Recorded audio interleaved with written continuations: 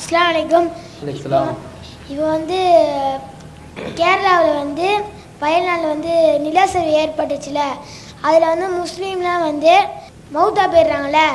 அப்போ மக்கள்லாம் சொல்கிறாங்க இவங்க பாவம் செஞ்சிட்டாங்க, அல்லாஹ் தான் இவங்களை அழிச்சிட்டாங்கன்னு சொல்கிறாங்க. இது குர்ஆன்லையும் ஹதீஸ்லையும் எப்படி கூறப்பட்டுக்குது? நல்ல சகோதரர் நல்ல ஆழமான ஒரு கேள்வி கேட்டிருக்காரு. என்ன கேட்குறாருன்னா, இப்போ சமீபத்தில் வயநாடில் கேரளாவில் வயநாடில் நிலச்சரிவு ஏற்பட்டு கணிசமானவங்க இறந்து போனாங்க, பாதிப்புகள் ஏற்பட்டுச்சு. இது அல்லாஹ்வுடைய அழிவுனால தான், தண்டனையினால் தான் வந்தது சொல்ல முடியுமா? சொல்ல முடியாது. கடல் பிரளயமாக இருக்கட்டும், பூகம்பமாக இருக்கட்டும், மண் சரிவாக இருக்கட்டும், இது போன்ற அழிவுகள் எல்லாமே அல்லாஹ்வுடைய தண்டனையா என்று அறுதியிட்டு கூற முடியாது. ஏன் கூற முடியாது என்றால், ரசூலுல்லாஹி ஸல்லல்லாஹு அலைஹி வஸல்லம் உடைய சில ஹதீஸ்களும் முந்தைய நபிமார்களுடைய வரலாறுல சொல்லப்பட்ட அந்த வரலாறுகள் தான் அது சொல்றதுக்கு தடையா இருக்கு. என்ன வருகிறது வரலாறுல? அல்லாஹ்வுடைய அழிவு இருக்குல்ல, தண்டனை. பாவம் நடக்கும் பொழுது பாவிகளை அல்லாஹ் அழிக்கிறான்ல. நூஹ் நபியுடைய சமுதாயத்தை அல்லாஹ் எப்படி அழிச்சான் என்று குர்ஆன்ல இருக்கு. ஷுஐப் நபியுடைய சமுதாயத்தை அல்லாஹ் எப்படி அழிச்சான் குர்ஆன்ல இருக்கு. சாலிஹ் நபி, லூத் நபி, அவங்களுடைய சமுதாயத்தெல்லாம் அல்லாஹ் எப்படி அழிச்சான் நீங்க பார்க்கலாம். அதுல எல்லாம் அல்லாஹ் என்ன செய்யறான் தெரியுமா? நல்லவர்களை வெளியேற்றி விட்டு கெட்டவர்களை மட்டுமே தங்கி வைத்து அங்க அல்லாஹ்வுடைய அழிவை ஏற்படுத்துகிறான். நல்லவர்களை வெளியே கொண்டு வந்துட்டு கெட்டவர்கள் மட்டுமே அந்த பூமியில் தங்க வைத்து விட்டு அல்லாஹ்வுடைய தண்டனை இறக்குறான். இடியின் மூலமா, சப்தத்தின் மூலமா அல்லாஹ் சில பேரை மரணிக்க வச்சிருக்கிறான். லூத் நபியுடைய சமுதாயத்தை ஆணும் திருமணம் செய்யறான்னு இப்ப சில பேர் கிளம்பி இருக்கான்ல, LGBTQ எல்லாம் கிளம்புறான்னு. இந்த மாதிரி லூத் நபியுடைய காலத்துல வாழ்ந்தாங்க. ஆண் பெண் என்ற முறையை மாத்தி ஆணும் என்ற மாதிரி தவறான இச்சையில செலுத்தக்கூடியவர்களாக இருக்கும் பொழுது அல்லாஹ் தண்டனையை கொடுத்தான். லூத் நபியை வெளியே கொண்டு வந்துட்டு அந்த கெட்டவர்களை அல்லாஹ் கீழே உள்ள பூமியை மேல கொண்டு வந்து மேலுள்ள பூமியை கொண்டது அப்படியே அழிச்சு கல்மலை எல்லாம் இறக்கினான்னா வருது ஹதீஸ், குர்ஆன் வசனங்கள்ல வருது. இப்படி அல்லாஹ் ரப்பல் ஆலமீன் பல வகையில தண்டனை கொடுக்கறானே. நூஹ் நபி கப்பல்ல தண்ணீர் மூலமா அந்த மக்களை அழிக்கிறான். கப்பல்ல நல்லவர்களை மேல ஏத்திட்டான் அல்லாஹ், கெட்டவர்களை மட்டுமே பூமியில தங்க வச்சு அங்க அல்லாஹ் வேற இருக்கிறான். ஆனால் முகமது ரசூலுல்லாஹ்வுடைய சமுதாயத்துல ஒரு பேரழிவு வரக்கூடிய அந்த சூழ்நிலையில இது அல்லாஹ்வுடைய தண்டனை தான் என்று ஏன் அறுதியிட்டு கூற முடியலன்னா, இதுல எல்லா பேரும் இறந்து போறாங்க, குழந்தைங்களும் சேர்த்து இறந்து போறாங்க. குழந்தைங்கன்றவங்க பாவம் அறியாதவங்க தானே. குழந்தைங்களும் இறந்து போறாங்க, மனநலம் பாதிக்கப்பட்டவங்களும் இறந்து போறாங்க. ஆண்கள், பெண்கள், முதியவர்கள் என பாரபட்சம் இல்லாம எல்லா மதத்தவர்களும் முஸ்லிம்கள் உட்பட இறந்து போறாங்க. முஸ்லிம்கள் கொல்லப்படக்கூடாதுல்ல, தௌஹீத்வாதிகளா இருந்தா கூட கொல்லப்படக்கூடாதுல்ல, எல்லா பேருமே இறந்து போறாங்க. அப்போ இத பத்தி ரசூலுல்லாஹ் என்ன சொன்னாங்கன்னா, ரசூலுல்லாஹ் ஒரு முன்னறிவிப்பு சொல்லிட்டு போனாங்க. கடைசி காலகட்டத்தில் காபத்துல்லாவை இடிப்பதற்காக ஒரு கூட்டம் வருவார்கள். கடைசி காலகட்டத்தில் காபாவை இடிப்பதற்காக ஒரு கூட்டம் வருவார்கள். அப்போது அல்லாஹ் ஆரம்ப நபர் முதல் கடைசி நபர் வரைக்கும் பூமியில் புதைய செய்து விடுவான் என்று சொன்னார்கள்.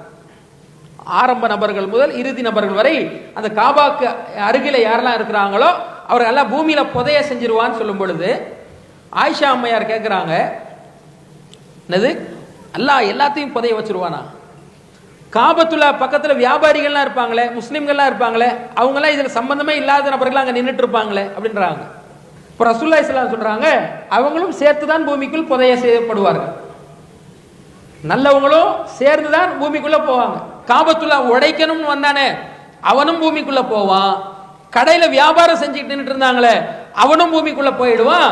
யுபஅஸு அலா நியாத்திஹிம், மறுமையில அவரவர்களுடைய எண்ணங்களுக்கு ஏற்ப நியத்துக்கு ஏற்ப எழுப்பப்படுவார்கள் என்று ரசூலுல்லாஹ் சொன்னார். ஒரு அழிவு வந்தால், அல்லாஹ்வுடைய ஒரு தண்டனை வந்தால் அதில் இறந்து போகக்கூடியவர்களாக நல்லவர்களும் இருப்பாங்க, கெட்டவர்களும் அதில் இருப்பாங்க. நல்லவர்கள் அவங்களுடைய எண்ணத்திற்கு ஏற்ப எழுப்பப்படுவாங்க, கெட்டவங்க பாவியாக அவங்களுடைய எண்ணங்களுக்கு ஏற்ப எழுப்பப்படுவாங்கன்னு சொல்றாங்க. அதனால இது காபத்துல்லா சம்பந்தமாக ரசூலுல்லாஹ் சொன்ன முன்னறிவிப்பு. அப்போ அல்லாஹ்வுடைய அழிவு வரக்கூடிய சூழ்நிலையில இந்த உம்மத்துல கெட்டவர்கள் மட்டுமே அழிக்கப்படக்கூடிய நடைமுறை இல்லை, நல்லவர்களும் சேர்ந்து புதைந்து போகக்கூடிய சூழ்நிலைகள் ஏற்படுறதை நம்ம பார்க்கிறோம். இது ஒரு அம்சம். இது இல்லாம குர்ஆன்ல அல்லாஹ் ரப்பல் ஆலமீன் அல்லாஹ் மனிதர்கள் எப்படியெல்லாம் சோதிப்பான்னு குர்ஆன்ல சொல்லி காட்டுறான். சூரத்துல் பக்ராவுடைய 155வது வசனத்தில் அல்லாஹ் சொல்லும் பொழுது வல நபுலுவன்னக்கும் பிஷைஇம் மினல் ஹௌஃப் வல் ஜூ வ நக்ஸிம் மினல் அம்வால். என்னெல்லாம் அல்லாஹ் சொல்றான்? உங்களை நாம் பலவற்றில் சோதிப்போம். எதிலெல்லாம் சோதிப்போம்? பசியை கொண்டு உங்களை சோதிப்போம். பசி இருக்குல்ல, பசியை கொடுத்து உங்களை சோதிப்போம். பயத்தை கொடுத்து உங்களை சோதிப்போம். மூன்றாவது, உயிர்களை எல்லாம் பறித்து உங்களை சோதிப்போம். நஷ்டத்தை ஏற்படுத்தி சோதிப்போம். காசு பணத்தை குறைத்து உங்களை சோதிப்போம். பஷிரி சாபிரீன், பொறுத்து கொண்டவருக்கு சொர்க்கம் இருக்கிறது என்று நபியே நீங்கள் சொல்லுங்கள். அல்லாஹ் சொல்றான். வைதா அஸாபத்துஹும் முஸீபா காலு இன்னா லில்லாஹி வ இன்னா இலைஹி ராஜிஊன். அவர்களில் ஒருவருக்கு, முஸ்லிம்கள்ல ஒருத்தருக்கு முசீபத் வந்தால், கஷ்டம் வந்தால், இது போன்ற ஏதாவது ஒரு பாதிப்பு வந்தால் அவர்கள் சொல்வார்கள், நாங்கள் அல்லாஹ்வுக்கு உரியவர்கள், அல்லாஹ்வின் பக்கம்தான் செல்ல இருக்கிறவர்கள் என்று சொல்வார்கள். அல்லாஹ் சொல்றான். அப்போ பயம், பசி, உயிர்கள் பறிப்பு, லாபத்தில் நஷ்டம் ஏற்படுறது, பொருளாதாரத்தில் குறைவு ஏற்படுறது, இது போன்ற பல வகையில் உங்களை சோதிப்பேன் அல்லாஹ் சொல்றானே. இந்த பேர் அழிவு எல்லாம் உயிர் இழப்பு தானே. அப்போ சோதனையாக கூட இது இருக்கலாம். ஒரு மண் சரிவு என்பது, மண் சரிவு ஏற்பட்டு உயிரை இழக்கிறது என்பது அல்லாஹ்வுடைய தண்டனையாகவும் இருக்கலாம், அல்லாஹ்வுடைய சோதனையாகவும் இருக்கலாம். நமக்கு தெரியாதுல்ல. இறை தூதர்கள் இருக்கிற காலகட்டத்தில் தான் நல்லவர்கள் வெளியே வந்துருவாங்க, கெட்டவர்கள் மட்டுமே அழிக்கப்படுவாங்க. கெட்டவர்கள் மட்டுமே அங்க அழிக்கப்படும் பொழுது அல்லாஹ்வுடைய தண்டனை தான் என்று கன்ஃபார்மா நம்ம சொல்ல முடியும்.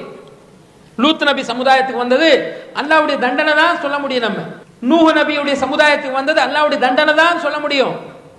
இதெல்லாம் தண்டனை நம்ம சொல்ல முடியாது. ஏன் சொல்ல முடியாதுன்னா, அல்லாஹ் சோதிப்பேன்னு சொல்லி காட்டுறான். பல இடத்துல நீங்க செஞ்ச பாவத்தினால தான் உங்களுடைய இந்த தீமைகள்லாம் ஏற்படுதுன்னு சொல்லி காட்டுறான் அல்லாஹ். ஸஹரல் ஃபஸாது ஃபில் பர்ரி வல் பஹ்ரி பிமா கஸபத் ஐதின் நாஸ். பூமியில இது போன்ற குழப்பங்கள் ஏற்படுவதற்கு காரணம் மனுஷங்களுடைய கைகள் செஞ்ச தீமைகள் தான் காரணம் என்று அல்லாஹ் சொல்றான். ஆகையினால் மனிதர்களுடைய கரங்களால் ஏற்பட்ட தீமைகள் தான் இதெல்லாம் என்று அல்லாஹ் சொல்லி காட்டுவதை நம்ம பார்க்கிறோம்.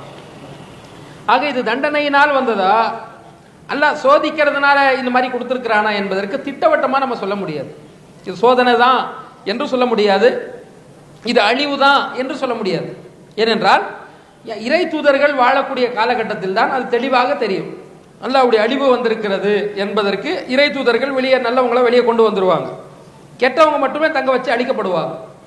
இது போன்ற நிலை வந்து முகமது ரசூலுல்லாஹி ஸல்லல்லாஹு அலைஹி வஸல்லம் உம்மத்துல மாறுபடுகிறது.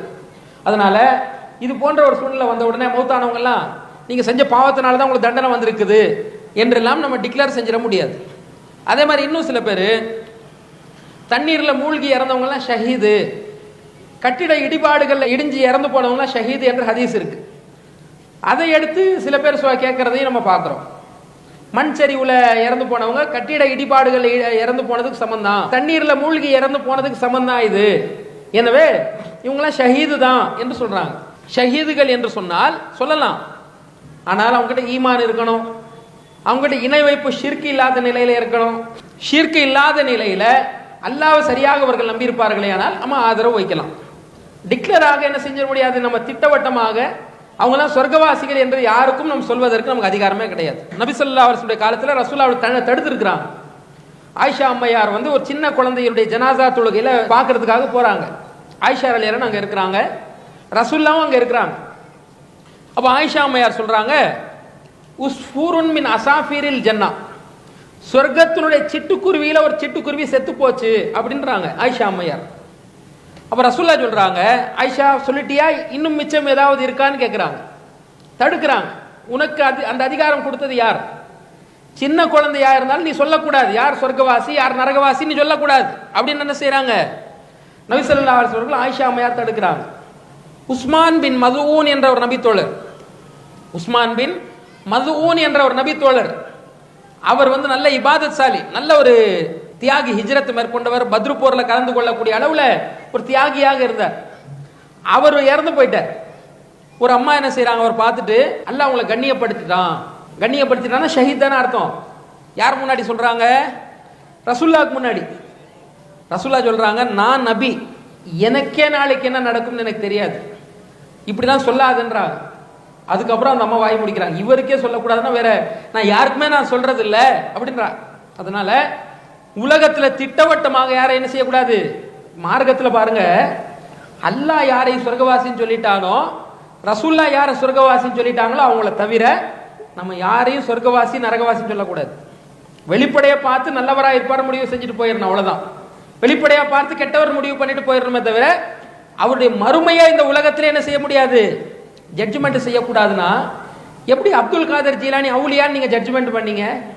தர்கால் அடங்கி இருக்கக்கூடிய நபர்கள் அவுலியாக்கள், நல்லடியார்கள், சொர்க்கவாசிகள் என்றெல்லாம் செய்யறதுக்கு அதிகாரம் இருக்கா? எவ்வளவு பெரிய பாவம் தெரியுமா? அது மறுமையில தானே தெரியும். அவங்களாம் அப்துல் காதர் ஜீலானி சொர்க்கவாசியா நரகவாசியா மறுமையினால தான் தெரியும். ரசூலுல்லாஹி ஸல்லல்லாஹு அலைஹி வஸல்லம் அவர்கள் யாரை சொர்க்கவாசி என்று சொல்லிட்டு போனாங்களோ அவர்களை தவிர நம்ம யாருக்கு என்ன செய்யக்கூடாது, அவுலியா, சொர்க்கவாசி, நல்லவர், இந்த வார்த்தையெல்லாம் சொல்லவே கூடாது. அப்ப இந்த அடிப்படையை நம்ம புரிந்து கொண்டு இந்த விஷயத்தை என்ன செய்யக்கூடாது, அழிவு என்பது போன்ற ஒரு முடிவுக்கு நம்ம வரக்கூடாது. அது அல்லாஹ்வுக்கு தான் தெரியும். அல்லாஹு அக்பர், அல்லாஹு அக்பர்.